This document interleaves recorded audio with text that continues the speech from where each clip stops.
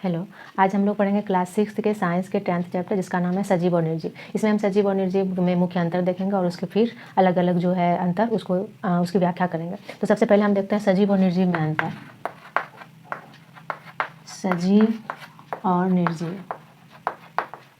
सबसे पहले सजीव जो होता है वो क्या करता है? भोजन करता है। सजीव भोजन करता है और निर्जीव भोजन नहीं करता है। यह जो होता है वो भोजन नहीं करता है। दूसरा अगर हम बात करें तो सजीव जो है वो सांस लेता है, मतलब श्वसन करता है, लेकिन निर्जीव जो होता है वो सांस नहीं लेता है। सांस नहीं लेता है। इसके अलावा अगर हम बात करें तो ये जो होता है ये वृद्धि करता है, वृद्धि करता है, लेकिन निर्जीव वृद्धि नहीं करता है। वहीं इसकी बात करें तो ये गति करता है सजीव, लेकिन निर्जीव गति नहीं करता है। कोई भी किसी भी तरह की गति, चाहे बाह्य हो या आंतरिक, यह गति नहीं करता है। उसके बाद अगर हम देखें तो यह प्रजनन करता है। प्रजनन मतलब अपने ही जैसे संतान को पैदा करना। प्रजनन करता है, अपने ही जैसे जीवों को उत्पन्न करता है, लेकिन यह नहीं करता है प्रजनन। कुछ जीव जो होते हैं अंडे, तो कुछ जो होते हैं वो बच्चे को जन्म देते हैं।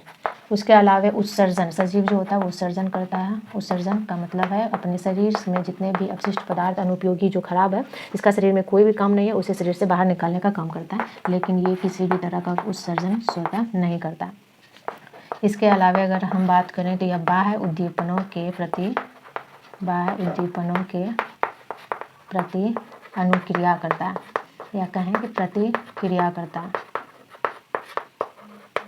मतलब इसमें जो होता है महसूस करने की क्षमता होती है। अगर उसे किसी भी तरह का चोट लगा तो उसे दर्द महसूस होगा। अगर आग के निकट लाएं तो हम जीव जो होते हैं वो अपने शरीर को हटा लेते हैं, या कोई भी चीज़ अगर चिकुटी काट लें शरीर में तो उसे महसूस कर सकते हैं, दर्द को महसूस कर सकते हैं। लेकिन ये जो होता है ये किसी भी तरह का अनुभव या महसूस नहीं करता है। तो इस तरह से ये हुआ सजीव और निर्जीव में अंतर। भोजन करता है पेड़ पौधा के साथ साथ हम लोग भी। पेड़ पौधा स्वतः अपने प्रकाश संश्लेषण द्वारा खाना खुद बनाता है और हम उसके किसी न किसी प्रत्यक्ष या अप्रत्यक्ष रूप से उसी के खाने को खाते हैं। मुख्य स्रोत हमारे भोजन का पेड़ पौधा ही होता है।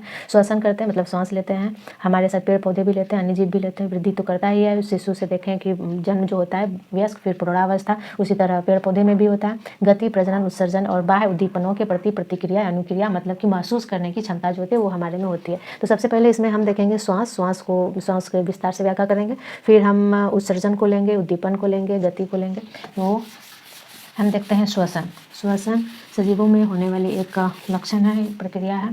तो श्वसन जो होता है उसको लेते हैं। श्वसन में हम क्या करते हैं, हम सभी सजीव इसमें क्या करता है, ऑक्सीजन लेता है तथा CO2 कार्बन डाइऑक्साइड क्या करता है, इसे छोड़ता है। चाहे कोई भी जीव हो वो सभी जो है वो श्वसन करता है, तभी भोजन का दहन होता है और हमें ऊर्जा प्राप्त होती है। चाहे वो पेड़ पौधा हो या हम जीव हो या अन्य कोई भी चिड़िया हो या कुछ भी हो, सभी जो होता है वो श्वसन करता है। श्वसन में O2 जो है वो लिया जाता है और छोड़ा जाता है CO2। लेकिन श्वसन के लिए जो होता है ये देता है कौन, ऑक्सीजन। तो वो केवल और केवल जो होता है ये देता है। ये प्रकाश संश्लेषण क्रिया करता है, मतलब खाना बनाने की क्रिया पेड़ पौधे की प्रकाश संश्लेषण कहलाता है। तो प्रकाश संश्लेषण क्रिया द्वारा जो होता है वो ऑक्सीजन क्या करता है, छोड़ता है, और फिर CO2 जो है वो लेता है। श्वसन पेड़ पौधा भी करता है, लेकिन ऑक्सीजन ये केवल और केवल यही छोड़ता है, वो प्रकाश संश्लेषण क्रिया द्वारा, जिसे अन्य जीव जो है वो श्वसन में फिर इस्तेमाल करता है। श्वसन के लिए ऑक्सीजन जो है, या हम देखें कि अलग अलग, जैसे कि अगर स्थलीय जीवों को लें, स्थल के जीव को, जल जीव को, जलीय जीव, स्थलीय जीव, और अगर हम भूमिगत कुछ जीव को लें तो उन सब में देखते हैं कि अलग अलग जो है ऑक्सीजन जो उसे प्राप्ति का स्थल है वो अलग अलग मिलता है। हम वायुमंडल से लेते हैं। वायुमंडल मतलब हमारे चारों बगल जो घिरा हुआ हवा है उसमें से घुले हुए ऑक्सीजन को लेकर के हम सांस लेते हैं। वायुमंडल से ऑक्सीजन प्राप्त करते हैं।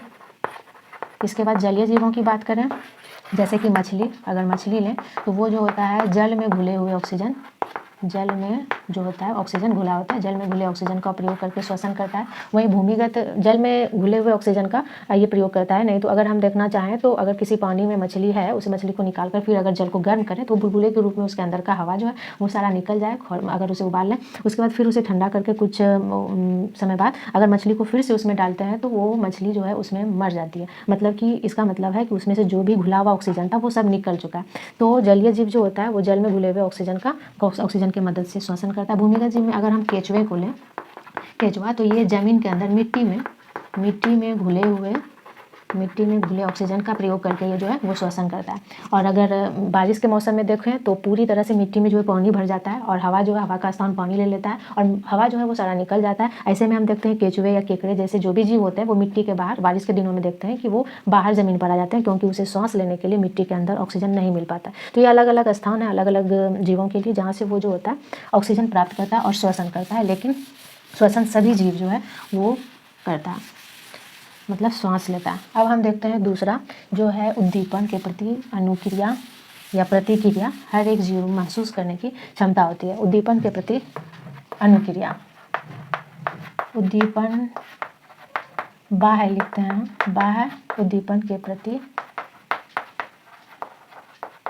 अनुक्रिया या प्रतिक्रिया। तो ये जो होता है हम हमारे सभी जीवों में देखते हैं कि महसूस करने की क्षमता होती है। मतलब कि किसी भी बाह्य स्थिति को समझने या हम कहें कि महसूस करने की क्षमता होती है, महसूस करने की क्षमता होती है।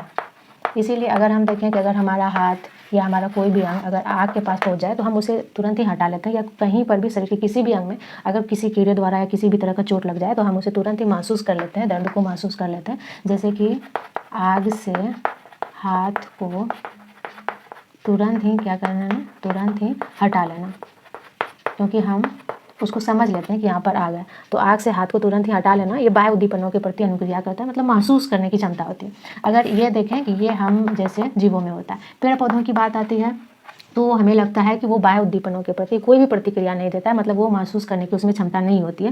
लेकिन ऐसा नहीं है, ये भी सजीव है और इसमें भी क्षमता होती है। जैसे कि अगर हम देखें तो कुछ फूल, कुछ उदाहरण लेते हैं, कुछ फूल दिन में ही खिलते हैं, कुछ फूल दिन में, तो कुछ क्या होते हैं रात में ही खिलते हैं।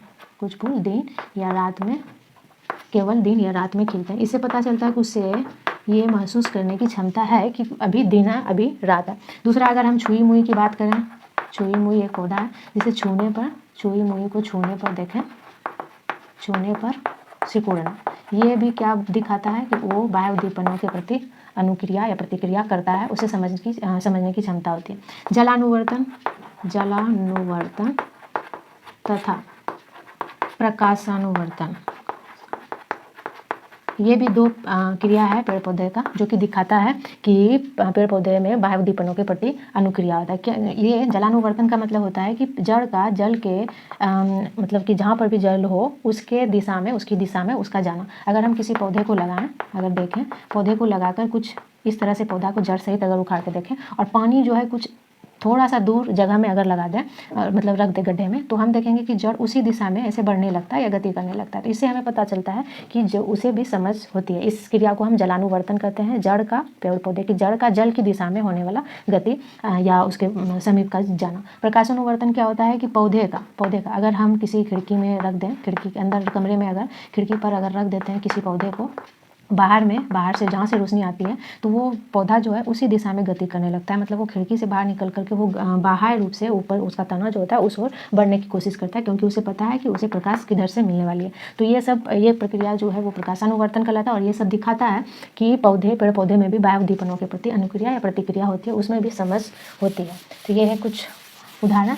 अब हम देखते हैं बाह्य उद्दीपनों को देखने के बाद उत्सर्जन को। उत्सर्जन भी सजीवों में होने वाला एक क्रिया है जो कि उसे निर्जीव से अलग करता है। तो उत्सर्जन को देखते हैं।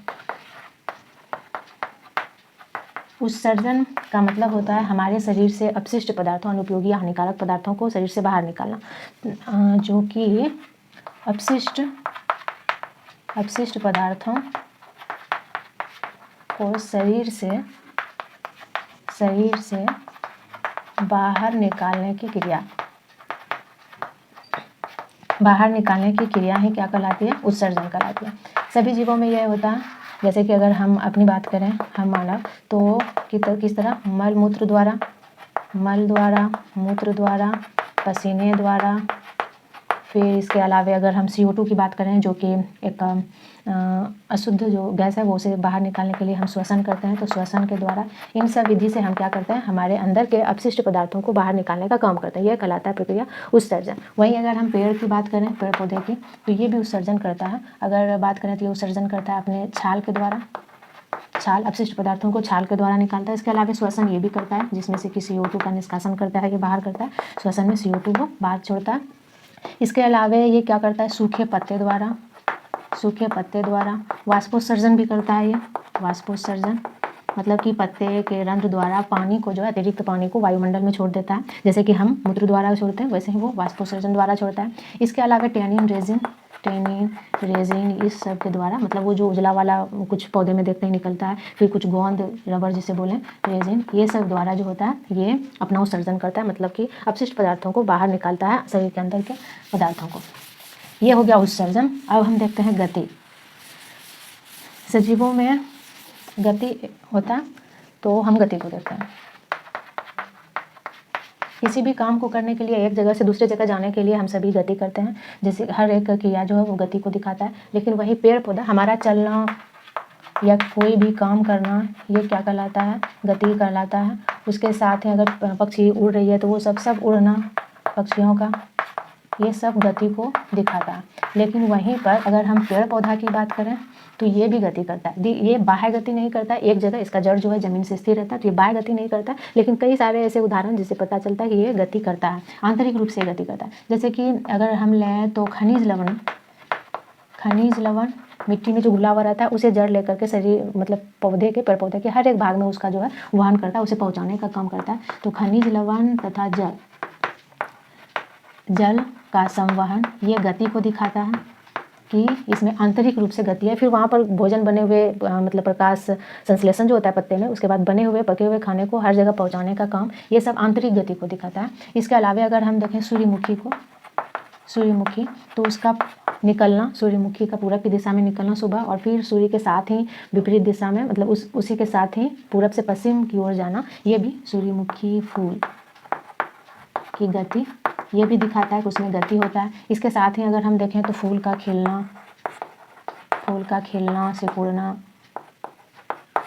का सिकुड़ना, ये भी एक गति को दिखाता है। तो पादप में भी, पेड़ पौधे में भी क्या होता है? गति होता है। वो आंतरिक रूप से गति हमेशा ही होता रहता है। उसमें जाइलम और फ्लोएम द्वारा वो होता है, एक कोशिकाओं का एक समूह होता है जो नीचे से जाइलम ऊपर तक जल और खनिज लवण को पहुंचाता है, फ्लोएम पके हुए खाने को हर भाग तक पहुंचाता है। गति के बाद हम देखते हैं सुषुप्तावस्था। एक ऐसी अवस्था यह होता है जहाँ की सजीवों के सभी लक्षण नहीं दिखते हैं, जहाँ ऐसे लिखते हैं इसे, ऐसी अवस्था जहाँ सजीवों के सभी लक्षण ना दिखे, वैसी अवस्था को हम कहते हैं सुषुप्तावस्था। जैसे कि बीज को लेते हैं, बीज की अवस्था को हम सुषुप्तावस्था कहते हैं। अगर हम एक बोरी लें, एक बोरी लेते हैं, बोरी में अगर पूरी तरह से बीज रखा हुआ है किसी भी चीज़ का, चाहे वो कि कोई मटर हो या तो धान हो या तो गेहूँ हो, मतलब चावल हो, कोई भी चीज़ हो, तो उस बीज के बोरी में अगर हम हाथ को डालें तो हमें गर्माहट महसूस होती है। इसमें उत्पन्न श्वसन, एक तरह का श्वसन के कारण ही ये उत्पन्न होता है। एक श्वसन के कारण ही इसमें अंदर में हम देखें तो गर्मी हमें महसूस होती है बीज के बोरी में। तो ये बीज, लेकिन अन्य कोई भी लक्षण ये नहीं दिखाता, ना ही ये भोजन करता है, ना ही वृद्धि करता है जब तक ये बोरी में रहता है, ना ही ये उत्सर्जन करता है, किसी भी तरह का अन्य जो लक्षण है सजीव का वो नहीं दिखता है इसमें। तो बीज की अवस्था को हम बोलेंगे सुषुप्तावस्था, कि जहाँ पर सजीवों के सभी लक्षण नहीं दिखते जब तक कि उसे बोया ना जाए। और अगर इसी बीज को फिर बो दिया जाता है, बोने पर क्या होता है कि फिर उसे अंकुर निकलता है, फिर भी पौधे निकलते हैं, फिर बोने पर सभी जो है धीरे धीरे सभी लक्षण जो है दिखने लगते हैं। तो इस तरह से हम इस बीज की अवस्था को ही कहेंगे सुषुप्तावस्था, जहाँ हमें ये ना तो सजीव लगता है और ना ही निर्जीव, क्योंकि अगर ये निर्जीव होता तो फिर सजीव का रूप ले लेता है ये। तो इसीलिए हम ऐसी अवस्था को, बीज की अवस्था को सुषुप्तावस्था कहते हैं। तो इस तरह सजीव और निर्जीव में हमने अंतर को देखा, कुछ मुख्य अंतर और उसके बाद फिर एक ऐसी अवस्था जो ना सजीव है ना निर्जीव, बीज की अवस्था, उसे कहते हैं सुषुप्तावस्था। तो इसी के साथ हमारा 10th चैप्टर सजीव और निर्जीव खत्म होता है। अब मिलते हैं अगले चैप्टर के साथ अगले वीडियो में।